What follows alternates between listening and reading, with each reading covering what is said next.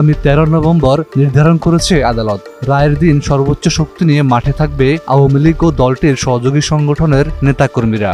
দলটির এমন প্রস্তুতি প্রতিহত ও মোকাবেলার জন্য ব্যাপক প্রস্তুতি নিয়েছে পুলিশও। সেই লক্ষ্যে নিরাপত্তা বাড়ানো সহ যে কোনো পরিস্থিতি মোকাবেলার জন্য ঢাকা মহানগর পুলিশের 50টি থানার ভারপ্রাপ্ত কর্মকর্তাদের নির্দেশ দেওয়া হয়েছে। আওয়ামী লীগের সমর্থকরা, অ্যাক্টিভিস্টরা যেভাবে সামাজিক যোগাযোগ মাধ্যমে লেখালেখি, ভিডিও শেয়ার এই কাজগুলো করছেন এবং ওদিকে ভারতে অবস্থানরত জাহাঙ্গীর কবির নানক একের পর এক বিভিন্ন ইউটিউব চ্যানেলে সাক্ষাৎকার দিয়ে এই কথাটা যখন বারবার বলছেন, সব একসাথে মাঠে নামবে। হ্যাঁ ভাই, অন্যায়ের বিরুদ্ধে, দুর্নীতির বিরুদ্ধে, জুলুমের বিরুদ্ধে মাঠে নামতেই হবে ভাই। পুলিশ ভাইদের কত আগে নামতে হবে ভাই। পুলিশরাই হচ্ছে একটা দেশের সৌন্দর্য, একটা শহরের সৌন্দর্য। আসসালামু আলাইকুম, এবিসি টাইম নিউজে আপনাকে স্বাগতম।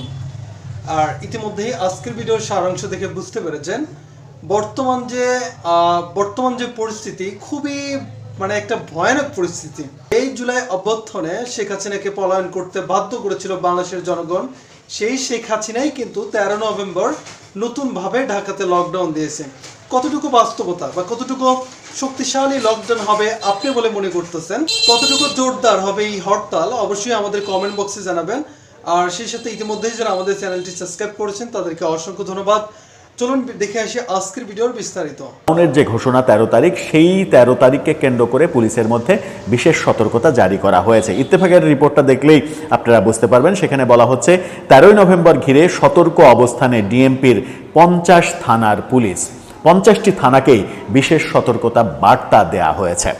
কি বলা হচ্ছে, 13 নভেম্বর গণ অভ্যুত্থানে পালিয়ে যাওয়া আওয়ামী লীগের আন্দোলন বা ব্লকেটের হুমকি দেওয়া হচ্ছে। এর পরিপ্রেক্ষিতে পুলিশ সদর দপ্তর বলছে আইন শৃঙ্খলা পরিস্থিতি ঠিক রাখতে প্রয়োজনীয় নজরদারি ও আগাম তথ্যের ভিত্তিতে গোয়েন্দা তৎপরতা চলমান আছে। পুলিশ সদর দপ্তরের AIG media and PR AHM শাহাদত হোসেন সাংবাদিকদের বলেছেন, আইন শৃঙ্খলা পরিস্থিতি ঠিক রাখতে প্রয়োজনীয় নজরদারি ও আগাম তথ্যের ভিত্তিতে গোয়েন্দা তৎপরতা আছে। অবৈধ কর্মকাণ্ড, নাশকতা ও সংঘর্ষের চেষ্টা হলে তাৎক্ষণিক আইনগত ব্যবস্থা নেওয়া হবে। এদিকে কয়েকদিন ধরে বিভিন্ন ফেসবুক পেজে গণ অভ্যুত্থানে পালিয়ে যাওয়া আওয়ামী শীর্ষ পর্যায়ের কয়েকজন নেতা ঢাকা শহরে বিশৃঙ্খলা ও অপরাধমূলক কর্মকাণ্ড চালিয়ে যাওয়ার জন্য তাদের কর্মীদের নির্দেশনা দিচ্ছেন। যদিও এই অপরাধমূলক কর্মকাণ্ড চালানোর ধ্বংসাত্মক কর্মকাণ্ড চালানোর নির্দেশনা দিচ্ছে এরকম কোনো ফেসবুক পোস্ট চোখে পড়েনি, আমার অন্তত চোখে পড়েনি। ইত্তেফাক হয়তো ভালোভাবে সেগুলো অবজার্ভ করেছে, তাই তারা বলছে যে অপরাধমূলক কর্মকাণ্ড আওয়ামী লীগ তাদের কার্যক্রম নিষিদ্ধ। তার কার্যক্রম, যে কোনো কার্যক্রম মিছিল করতে গেলেও সেটাও তো অপরাধ হবে। সেটাকে যদি অপরাধমূলকভাবে, সেটা ভিন্ন কথা, কিন্তু নাশকতার যদি ব্যাপার থাকে সেরকম পোস্ট ইত্তেফাকের আমার মনে হয় যে স্ক্রিনশট সহ দিলে খবরটা আরেকটু অথেন্টিক হতে পারত। তারা বলছে যে তারা ফেসবুক পেজে ভিডিও বার্তায় সড়কে ব্লকেটের হুমকিও দিচ্ছেন। এটা বোধহয় কিছুটা ঠিক যে ব্লকেটের ব্যাপারে এবং কোনো ধরনের লোকজন, গাড়ি ঘোড়া এগুলো যেন চলতে না পারে সেই আলোচনা তারা করছে।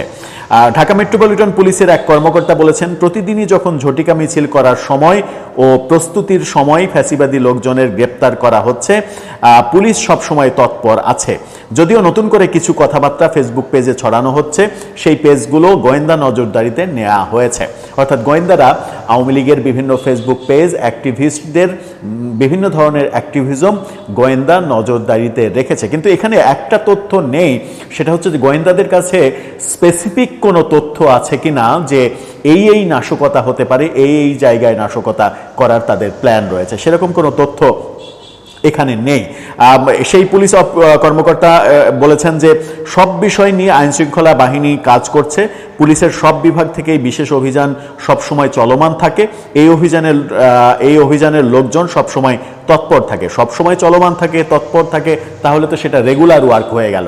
আপনি বিশেষ সতর্কতা জারি করছেন, সেটা তো সবসময়ের সঙ্গে তুলনা করলে হবে না। আপনি তো বিশেষ অবস্থা মোকাবেলা করার জন্য বিশেষ সতর্কতা জারি করছেন। সুতরাং সেই প্রিপারেশন আপনাদের যদি না থাকে, তাহলে এটা মোকাবেলা করা আপনাদের জন্য খুব কঠিন হয়ে যেতে পারে। এগুলো নতুন কিছু নয়, তারা পুলিশ বলছে। পুলিশ সজাগ থাকে 24 ঘন্টা, সামনেও সজাগ থাকবে 24 ঘন্টায়। দেশের কল্যাণে জনগণের নিরাপত্তা দেওয়াই পুলিশের কাজ। অ্যাজ ইউজুয়াল মানে কমন কথা যে পুলিশ 24 ঘন্টা সজাগ থাকে। পুলিশ যদি 24 ঘন্টায় সজাগ থাকে তাহলে দেশে এত আকাম হয় কি করে, এত অপরাধ হয় কি করে? পুলিশ 24 ঘন্টায় সজাগ থাকে তাহলে রাজধানীর এক মোহাম্মদপুর এলাকার সন্ত্রাসী বাহিনীকে নিয়ন্ত্রণ করতে পারে না কেন পুলিশ? পুলিশের যে সংখ্যা, বাংলাদেশের জনগোষ্ঠী অনুযায়ী পুলিশের যে সংখ্যা, সেই সংখ্যা দিয়ে মানে যদি আমাদের ভেতরের নৈতিক অবস্থার পরিবর্তন করা না যায়, আমরা যদি একটা শৃঙ্খলাবদ্ধ জাতিতে পুনরায় আসতে না পারি, তাহলে পুলিশ যত সতর্কই হোক না কেন কোনো কর্মকাণ্ড প্রতিহত করা কিংবা নির্মূল করা 24 ঘন্টা কেন 48 ঘন্টা সজাগ থেকেও সম্ভব নয়।